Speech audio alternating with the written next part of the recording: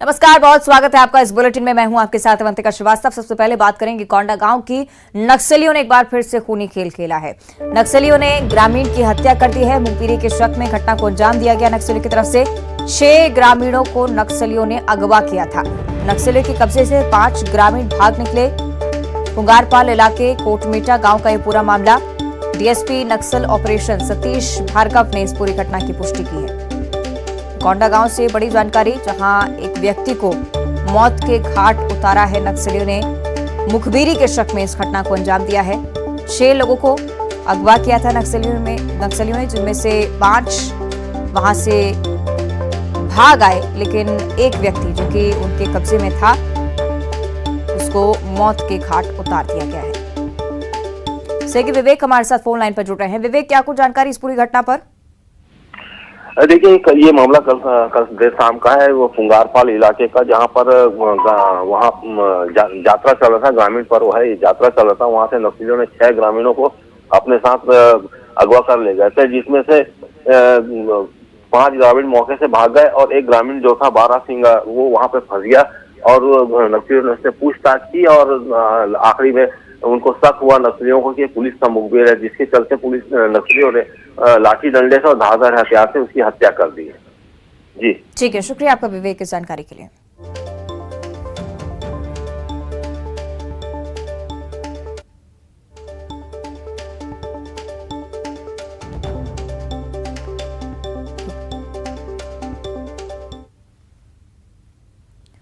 और सीएम शिवराज सिंह चौहान आज 64 साल के हो गए हैं और इस मौके पर उन्होंने स्मार्ट सिटी में अपने परिवार और सीएम आवास के कर्मचारियों के साथ पौधारोपण किया। सीएम आवास में काम करने वाले माली, सफाई कर्मी और दूसरे कर्मचारियों के साथ सीएम शिवराज सिंह चौहान ने पौधे रोपे। सीएम शिवराज के साथ उनकी पत्नी साधना सिंह ने भी पौधे लगाए। धन्यवाद। जन्मदिन की शुभकामनाएं।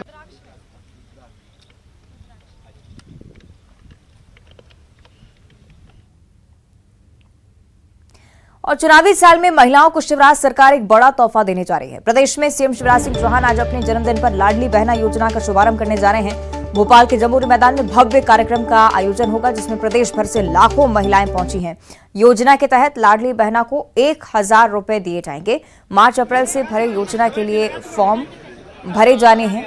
मई में फॉर्म की जांच की जाएगी और जून से योजना के तहत खातों में पैसे डाले जाएंगे। तो योजना को लागू करने से पहले बीजेपी दफ्तर में पार्टी की बड़ी बैठक बुलाई गई, जिसमें बीजेपी नेताओं को योजना को प्रदेश भर में पहुंचाने की जिम्मेदारी सौंपी गई है और उस पर मंथन लगातार हो रहा है। बीजेपी दफ्तर में सीएम शिवराज का भव्य स्वागत भी किया गया। पार्टी नेताओं ने उन्हें जन्मदिन की बधाई दी।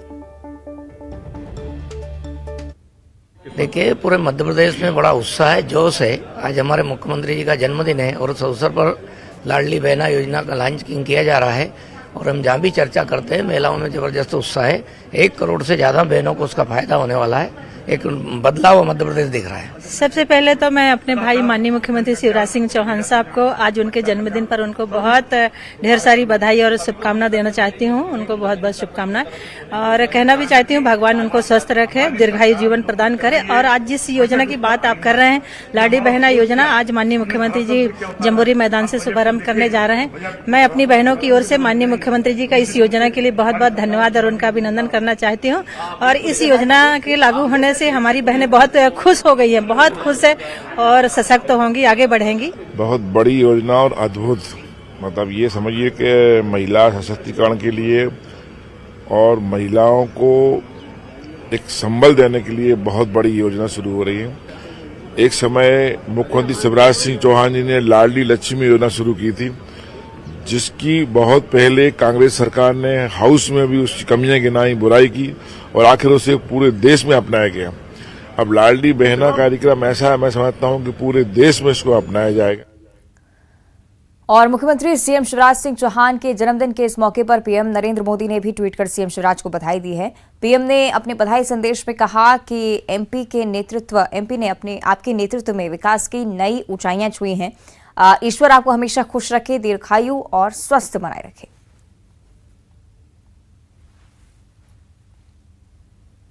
और सीएम शिवराज सिंह चौहान के 64वें जन्मदिन पर केंद्रीय गृह मंत्री अमित शाह ने भी उन्हें बधाई दी है।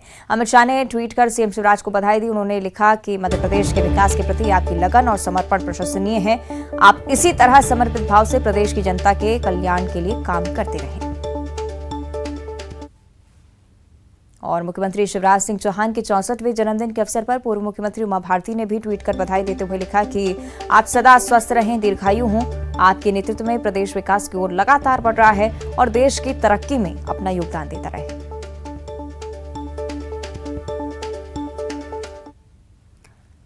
इंदौर के राऊ में बीजेपी ने सीएम शिवराज सिंह चौहान के 64वें जन्मदिन पर कार्यक्रम का आयोजन किया और इस कार्यक्रम में मुस्लिम महिलाएं भी शामिल हुईं। मुस्लिम महिलाओं ने वृक्षारोपण किया, साथ ही सीएम को लाडली बहना योजना के लिए धन्यवाद दिया।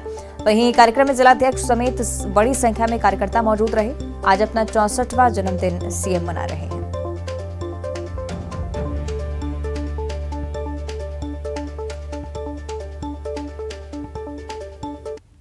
मध्य प्रदेश के मुख्यमंत्री शिवराज सिंह चौहान के जन्मदिन पर इंदौर बीजेपी ने एक अनोखे कार्यक्रम का आयोजन किया है। बीजेपी के जिला अध्यक्ष राजेश सोनकर यहां पर मौजूद हैं। मुस्लिम महिलाएं हैं, वो मुख्यमंत्री के जन्मदिन पर ये पौधारोपण कर रही हैं और पर्यावरण बचाने का संदेश यहाँ पर दिया जा रहा है, जैसा कि मुख्यमंत्री ने अपने जन्मदिन को लेकर अपील भी की थी। जी बताइए, एक अलग तरह का अनोखा आयोजन है। मध्य प्रदेश के मुख्यमंत्री आदरणीय शिवराज सिंह जी का आज जन्मदिन है और जिस प्रकार से वो पूरे समाज को प्रेरणा देने का काम करते हैं, प्रतिदिन अपनी दिनचर्या शुरू करने के पहले वृक्षों का रोपण करते हैं और आज उनके जन्मदिन के अवसर पर भी इंदौर भारतीय जनता पार्टी ने और खास करके हमारे बोहरा समाज की सभी बहनों ने और हमारे राव विधानसभा की बहनों ने इस बात का निर्णय किया कि आज भाई के जन्मदिन पर पौधे लगाकर इससे अच्छा और कोई उपहार उनको जन्मदिन का दिया नहीं जा सकता है। इसलिए आज हमारे यहाँ इंदौर जिले के 813 बूथों पर 17,000 पौधे आज बहनों द्वारा हर बूथ पर 21 बहनों ने पौधे लगाए हैं और उन्होंने भगवान से प्रार्थना की है कि माननीय शिवराज सिंह जी इस पौधे को जैसे जैसे पौधा बड़ा होंगे ऐसे ऐसे उनके जीवन में खुशियां आए और वट वृक्ष की तरह उनका मुख्यमंत्री का आभार यहाँ पर व्यक्त किया जा रहा है। लाडली बहना योजना जो महत्वाकांक्षी योजना है मध्य प्रदेश सरकार की, उसको लेकर महिलाएं हैं वो मुख्यमंत्री को उनके जन्मदिन पर बधाई दे रही हैं और इस योजना के लिए उनका आभार भी व्यक्त कर रही हैं। कैमरामैन संजय बाबू के साथ अरुण त्रिवेदी, न्यूज 18 इंदौर। और रायपुर का आप जिक्र करेंगे क्योंकि रायपुर दौरे पर केजरीवाल और भगवंत मान आ रहे हैं। रायपुर में जनसभा को वो संबोधित करेंगे। विधानसभा चुनाव की तैयारियों में आम आदमी पार्टी लगातार जुटी हुई है। पूरे प्रदेश से आए कार्यकर्ताओं से सीधा संवाद उनका होगा, संबोधित करेंगे और किस तरह से विधानसभा चुनाव में आम आदमी पार्टी की भूमिका रहेगी इसको लेकर भी केजरीवाल चर्चा कर सकते हैं।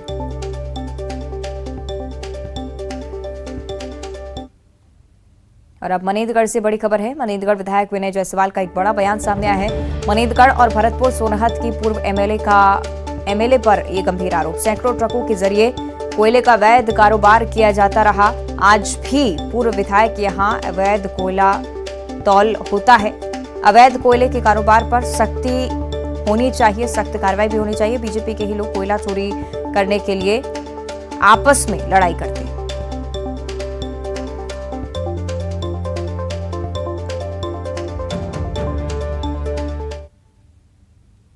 पिछले वाले विधायक की और ये चंपा देवी पावले जितने वो हैं अपने सैकड़ों जो ट्रक हैं वहां लगाए हुए थे और उससे कोयले का जो अवैध काम है वो करते थे।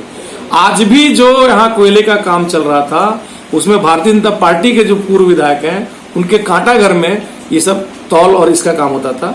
इसके ऊपर हमने सख्त कार्रवाई की है और इन सब कामों को बंद करवाया है। और अभी भी छुटपुट समझ में आता है कि भारतीय जनता पार्टी के लोग आपस में लड़ते रहते हैं कि कौन कोयला चोरी करेगा, कौन कोयला कोड़ेगा।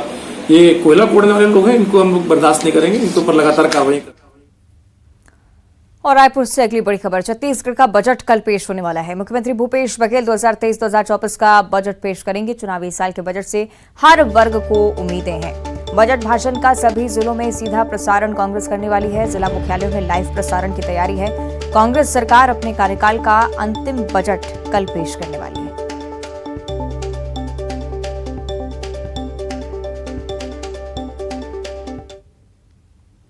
और छत्तीसगढ़ दौरे पर कांग्रेस नेता अरुण यादव भी रहेंगे। एक दिवसीय दौरे पर अरुण यादव रायपुर से बिलासपुर जाएंगे और बिलासपुर के बिल्हा में आयोजित कार्यक्रम में वो शामिल होंगे। हाथ से हाथ जोड़ो यात्रा में भी वो शामिल होंगे।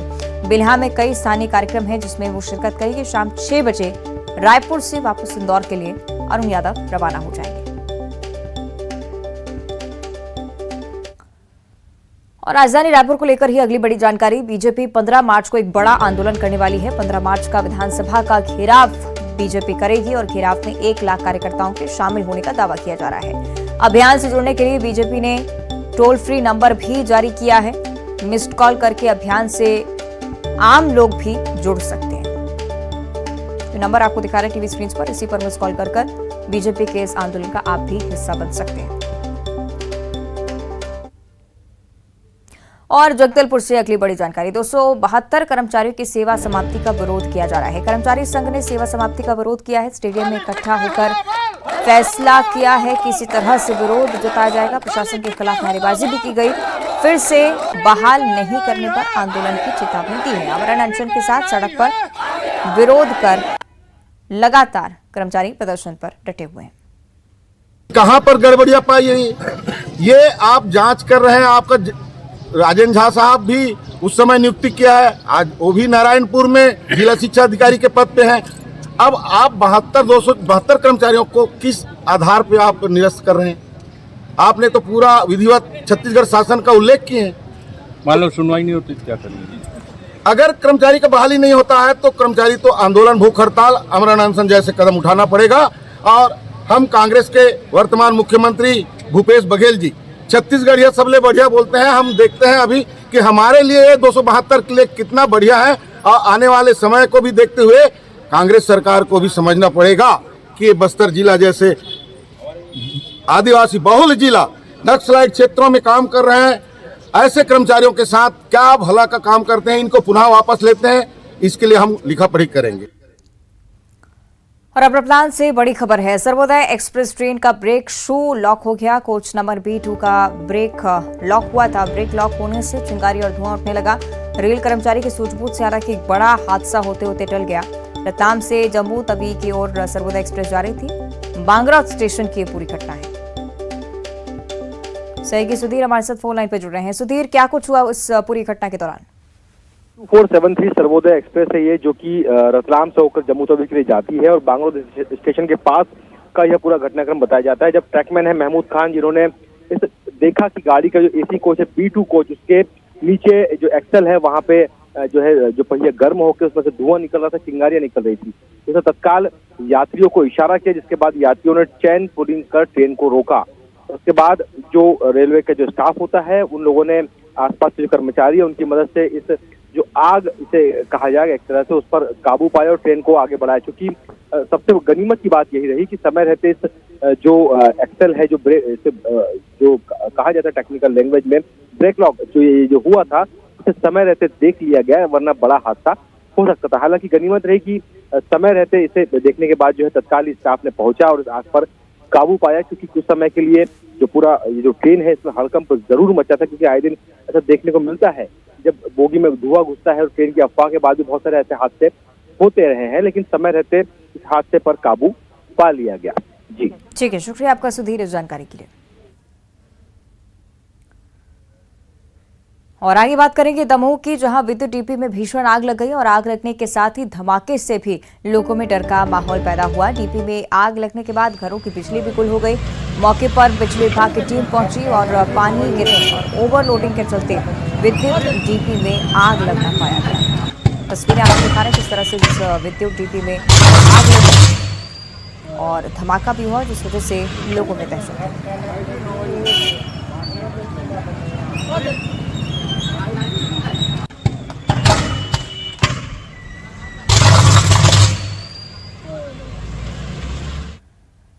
आगे बढ़ते हैं। जबलपुर से अगली बड़ी खबर है। लापता युवक के नहीं मिलने से लोगों का आक्रोश फूट पड़ा। चरगवा के धरती कछार गांव से युवक गायब हुआ और ग्रामीणों ने फार्म हाउस के कर्मचारियों पर आरोप लगाया है। युवक के अपहरण का आरोप लगाया जा रहा है और ग्रामीणों ने हत्या की भी आशंका जाहिर की है। फार्म हाउस में तलाशी के दौरान गांजे के पौधे भी पाए गए हैं और इसलिए ग्रामीणों का मानना है कि गहन जांच इस पूरे मामले में होनी चाहिए।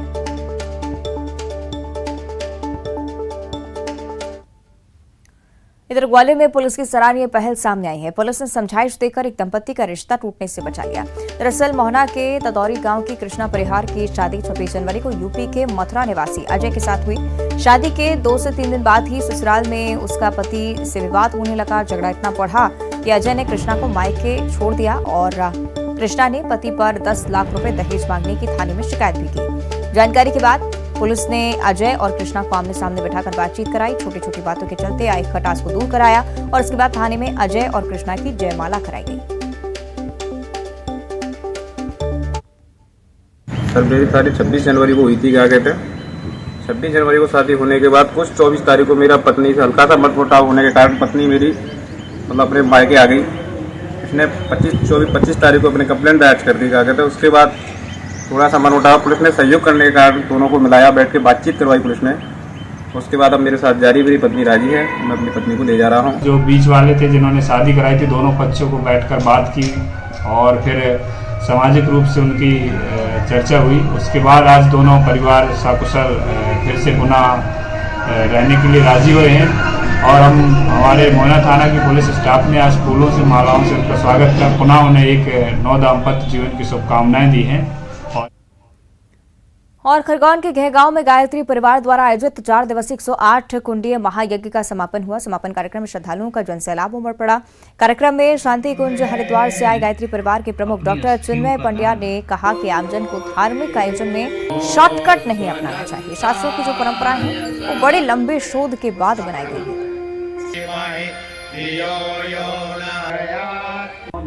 शास्त्रों की जो परंपराएं हैं वो बड़े लंबे अनुसंधान के उपरांत ही बनाई गई हैं और ज़िंदगी में जहाँ जहाँ व्यक्ति ने शॉर्टकट खोजे भी हैं वहाँ पर किसी परिणाम को प्राप्त तो नहीं कर पाया है। यदि कोई पढ़ने के लिए जाता है तो उसको निर्धारित क्रेडिट तो पूरे करने पड़ते हैं। यदि कोई डॉक्टर के यहाँ जाए तो ऑपरेशन कराने से पहले निर्धारित इन्वेस्टिगेशन तो कराने ही पड़ते हैं। तो भगवान के द्वार पर बैठे तो निर्धारित प्रक्रिया करनी तो अनिवार्य हो जाती है।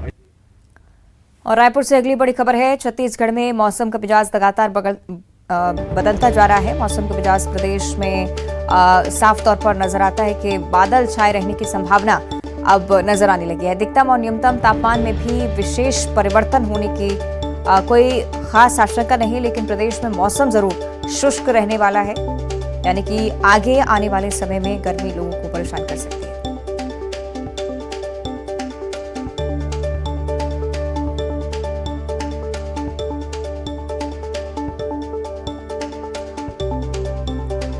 प्रदेश में आज बादल छाए रहेंगे ऐसी आशंका, साथ ही साथ तापमान में कोई खास परिवर्तन नहीं, लेकिन मौसम छत्तीसगढ़ का अब लगातार बदल रहा है। फिलहाल तो गर्मी से राहत के लिए बादल छाए रहने वाले हैं, लेकिन आगे आने वाले समय के लिए यही आशंका कि भीषण गर्मी छत्तीसगढ़ में पड़ सकती है।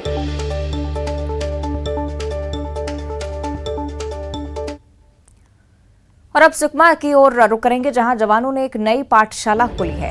डब्बा मरका कैंप में स्कूल खोला गया है। पुना नारकॉम के तहत जवानों ने खोली है पाठशाला। झोपड़ी में पाठशाला में बच्चों को किताबें भी बांटी गईं। थाना प्रभारी ने बच्चों को पाठ पढ़ाया। नक्सल प्रभावित इलाके में कैंप के साथ स्कूल्स भी अब लगातार खोले जा रहे हैं।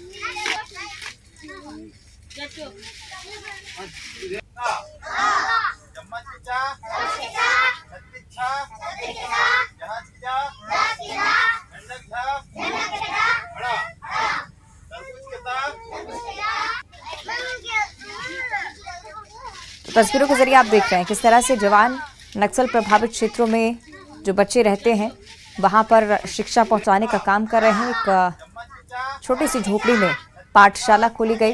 थाना प्रभारी यहां बच्चों को पढ़ाते हुए नजर आए। साथ ही साथ भोजन की व्यवस्था भी उनकी तरफ से यहां पर की गई है।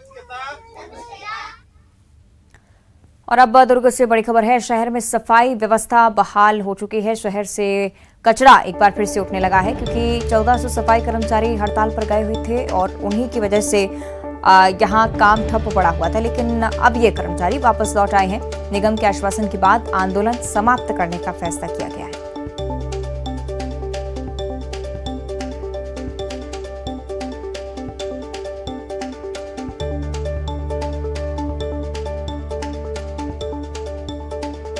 तो शहर में सफाई व्यवस्था एक बार फिर से बहाल की गई है। शहर से एक बार फिर से कचरा उठने लगा है। कर्मचारियों के आंदोलन पर जाने की वजह से लोग काफी परेशान हो रहे थे, लेकिन एक बार फिर से सफाई व्यवस्था पटरी पर।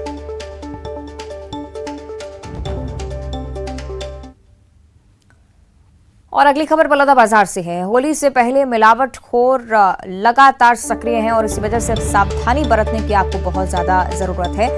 खाद्य विभाग और प्रशासन की बड़ी कार्रवाई। फिलहाल बलौदाबाजार में 15 दुकानों से 80 मिठाइयों के सैंपल लिए गए हैं। 5 सैंपल टेस्ट में फेल हो चुके हैं। 7 मामलों में जुर्माना भी लगाया गया है। खाद्य और औषधि विभाग के साथ एसडीएम ने कार्रवाई को अंजाम दिया।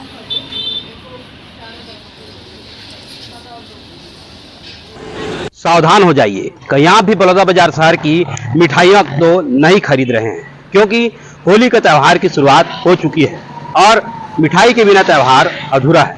ऐसे में अगर आपकी मिठाई में मिलावट या फिर गंदगी हो तो फिर आप क्या सोचेंगे। दरअसल बलौदाबाजार में प्रशासन और खाद्य विभाग की टीम ने मिठाई दुकानों में छापेमार कार्रवाई की है, जिसमें 15 मिठाई दुकानों में लगभग 80 मिठाइयों के सैंपल लिए हैं। वहीं आपको बता दें कि वही मिठाई है जो आपके घरों तक पहुंचते हैं और उन मिठाइयों से आप अपना त्यौहार मनाते हैं और लोगों को बांटते हैं। अगर उन मिठाई में गंदगी या फिर मिलावटखोरी हो या फिर कुछ केमिकल पाउडर मिल गया हो तो फिर आप क्या सोचेंगे और फिर आपका क्या होगा, ये कभी आपने सोचा है।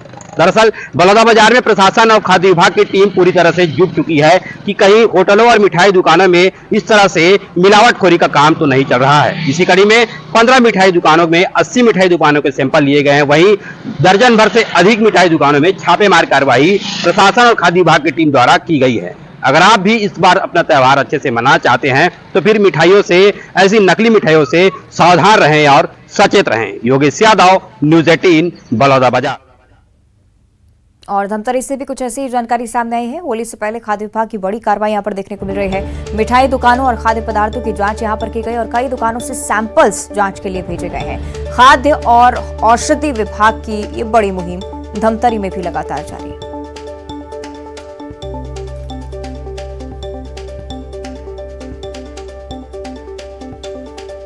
खाद्य विभाग और औषधि विभाग की मुहिम, जिसका असर अब देखिए जमीनी स्तर पर देखने को मिल रहा है। होली से पहले खाद्य विभाग ने कई जगहों पर छापा मारा। कई जगहों से खाद्य पदार्थ की सैंपल्स लिए गए, जांच के लिए भेजे गए।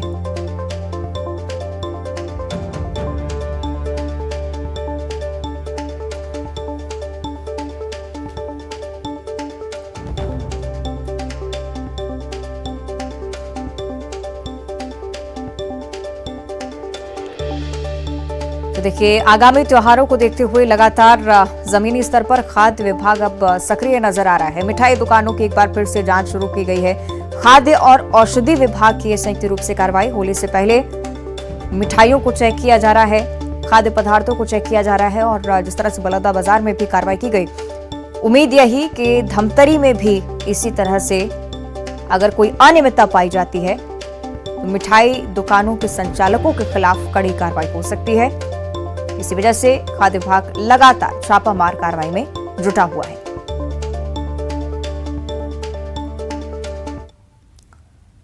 और बुलेटिन में इतना ही। देखते रहिए न्यूज़ 18।